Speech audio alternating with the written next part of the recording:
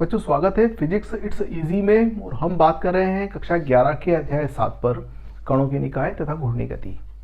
आज का हमारा टॉपिक है कोणीय संवेग और उसके बाद हम बात करने वाले हैं कोणीय संवेग तथा बल आघूर्ण के संबंध पर। तो इसके पहले हमारे 4 वीडियोस तैयार हुए हैं इस अध्याय में। यदि आपने नहीं देखे हैं तो डिस्क्रिप्शन में आपको लिंक मिलेगा, आप उस लिंक की सहायता से उन्हें देख सकते हैं। तो आइए हम बात करते हैं कोणीय संवेग के बारे में कि कोणीय संवेग क्या होता है। हम जानते हैं रेखीय संवेग के बारे में, और रेखीय संवेग की परिभाषा होती है किसी भी वस्तु का द्रव्यमान और उसके रेखीय वेग का गुणनफल रेखीय संवेग कहलाता है। अब हम बात कर रहे हैं घूर्णन गति पर। तो चूंकि रेखीय वेग बचा नहीं है, तो अब जो वेग है हमारा वो घूर्णी गति वाला वेग है। घूर्णन वेग की बात करते हैं, कोणीय वेग की बात करते हैं। तो कोणीय वेग की यदि बात होती है तो संवेग भी कोणीय हो जाएगा।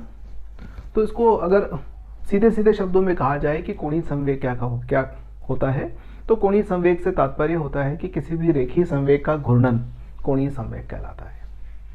जैसे बल का घूर्णन बल आघूर्ण कहलाता है, उसी प्रकार से रेखीय संवेग का घूर्णन कोणीय संवेग कहलाता है। और इसको परिभाषित करते हैं, कोणीय संवेग का मान रेखीय संवेग तथा घूर्णन अक्ष से रेखीय संवेग की क्रिया रेखा की लंबवत दूरी के गुणनफल के बराबर होता है। यदि समीकरण के रूप में इसे लिखा जाए तो हम इस प्रकार से इसे व्यक्त कर सकते हैं, कोणीय संवेग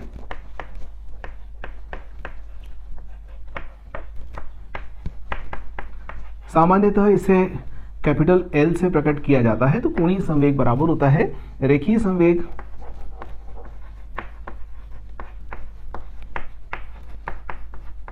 गुणित घूर्णन अक्ष से लंबवत दूरी।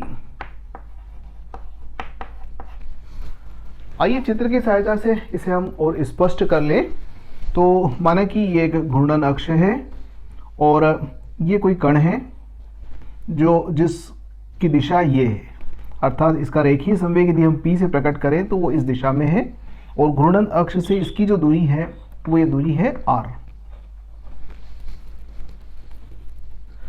यदि इस अक्ष के साथ में या ये जो मिलाने वाली रेखा है इसके साथ में यदि रेखीय संवेग की दिशा बताई जाए तो माना कि ये दिशा है थीटा, तो P जो है वो घूर्णन अक्ष से लंबवत दिशा से थीटा कोण बनाते हुए क्रियाशील है। तो रेखीय संवेग और रेखीय संवेग की जो क्रिया रेखा है वो ये वाली क्रिया रेखा होगी, और इस क्रिया रेखा के ऊपर हम घूर्णन अक्ष से जब लंब डालेंगे तो वो यहाँ पर आएगा, और ये जो लंबवत दूरी होगी ये वाली लंबवत दूरी होगी जिसकी हम बात कर रहे हैं। माना कि ये बिंदु O है और ये लंब हमने N डाल दिया है, और ये हमारा बिंदु A है। तो ON लंब है P पर, रेखीय संवेग पर। तो अगर इस समीकरण में हम लिखेंगे तो क्या लिखेंगे, L बराबर रेखीय संवेग यानी कि P गुणित ON यानी कि लंबवत दूरी, ये लंबवत दूरी हो गई। अब आप देखिए यदि ये कोण थीटा है तो ये वाला कोण भी थीटा हो जाएगा, ये वाला कोण थीटा से निरूपित करते हैं। तो एक समकोण त्रिभुज है ONA, समकोण त्रिभुज ONA में हम साइन थीटा बराबर क्या लिख सकेंगे, साइन थीटा बराबर लिखेंगे ON बटे OA।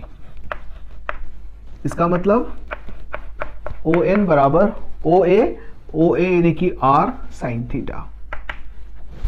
अब आप ON को R साइन थीटा से रिप्लेस कर सकते हैं, तो L बराबर हो जाएगा P गुणित R साइन थीटा। ध्यान दीजिएगा ये विस्थापन है और ये रेखीय संवेग है, दोनों सदिश राशियां हैं और सदिश राशियों का गुणनफल है, इसलिए कोणीय संवेग भी एक सदिश राशि है, तो एक सदिश गुणनफल को रिप्रेजेंट करता है। और इसको हम सदिश रूप में इस प्रकार से व्यक्त कर सकते हैं R क्रॉस P। तो ये कोणीय संवेग की सदिश परिभाषा हो गई, और कोणीय संवेग को हम समीकरण के रूप में इस प्रकार से निरूपित करते हैं RP साइन थीटा के रूप में। ये रेखीय संवेग का व्यंजक हुआ RP साइन थीटा, या L बराबर R क्रॉस P। अब यदि हम वेक्टर से बात कर रहे हैं और इसको घटकों में वियोजित करके देखें, तो यदि R को हम घटक में वियोजित करते हैं, x अक्ष के अनुदिश घटक x है, y अक्ष के अनुदिश घटक y है, और z अक्ष के अनुदिश घटक z है। यहाँ i, j और k ये एकांक सदिश हैं, तो r बराबर इस प्रकार से लिख सकेंगे। और p बराबर क्या हो जाएगा, तो p बराबर pxi x अक्ष के अनुदिश घटक, pyj और pzk ये x, y और z के अनुदिश घटक हुए।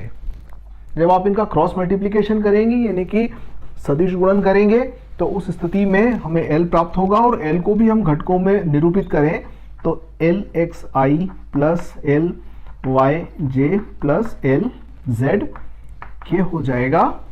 अब यदि इस समीकरण में ये मान रखकर इसको हल किया जाएगा तो हमारे पास में प्राप्त होने वाला है Lx का मान, Lx बराबर हो जाएगा y pz minus z py। इसी प्रकार से Ly का मान प्राप्त होगा z px minus x pz, और L z अक्ष के अनुदेश कोणीय संवेग का घटक हो जाएगा x py minus y px। तो ये घटकों में वियोजित करके हम इस प्रकार से इसको निरूपित कर सकते हैं। तो जैसा कि L, R और P का क्रॉस मल्टीप्लिकेशन है तो L की दिशा R और P इन दोनों के लंबवत होगी, और इसको राइट हैंड थंब रूल की सहायता से हम व्यक्त कर सकते हैं। तो राइट हैंड थंब रूल से हम इसे इस प्रकार से व्यक्त करेंगे, यदि R क्रॉस P कर रहे हैं हम तो R की दिशा ये है और P की दिशा ये है, तो आप देखिएगा कि R क्रॉस P इस तरह से हमें नजर आएगा। तो L की दिशा बोर्ड के तल से लंबवत बाहर की ओर होगी, तो L की दिशा बोर्ड के तल से लंबवत बाहर की ओर होगी इस स्थिति के अंदर। तो ये थी बात हमारी कोणीय संवेग से संबंधित, और अब आइए हम बात कर लेते हैं कोणीय संवेग और बल आघूर्ण के संबंध पर। तो जैसा कि हमने देखा है कि कोणीय संवेग जो है वो r क्रॉस p के बराबर होता है, तो आइए एक काम करते हैं, इसे हम अवकलित कर देते हैं समय के सापेक्ष। तो अवकलित करने के लिए d अपॉन dt दोनों ओर कर दें, तो d अपॉन dt L बराबर d upon dt r cross p। क्या किया हमने, ये जो समीकरण हमें प्राप्त हुई थी कोणीय संवेग के लिए, इसको अवकलित कर दिया। तो ये हो जाएगा dl बटे dt बराबर, यहाँ हम लिख पाएंगे r क्रॉस dp बटे dt और प्लस p क्रॉस dr बटे dt। इसको इस प्रकार से व्यक्त किया जा सकता है, यानी कि dl बटे dt बराबर हो जाएगा r क्रॉस, और dp अपॉन dt क्या होता है, f बल। यदि हम इसको देखें तो संवेग परिवर्तन की दर बल के बराबर होती है, तो इसको हम r क्रॉस f लिख सकते हैं, प्लस p क्रॉस, और dr बाई dt क्या होता है, वेग v को रिप्रेजेंट करेगा, तो ये वेग को रिप्रेजेंट करेगा। अब यहाँ देखिए dl बटे dt बराबर हो जाएगा r क्रॉस f, बल आघूर्ण के बराबर है टाउ, प्लस, और p को हम लिखना चाहेंगे m और v क्रॉस v। अब देखिएगा p बराबर क्या होता है mv, m को हमने बाहर लिख दिया और v क्रॉस v हो गया।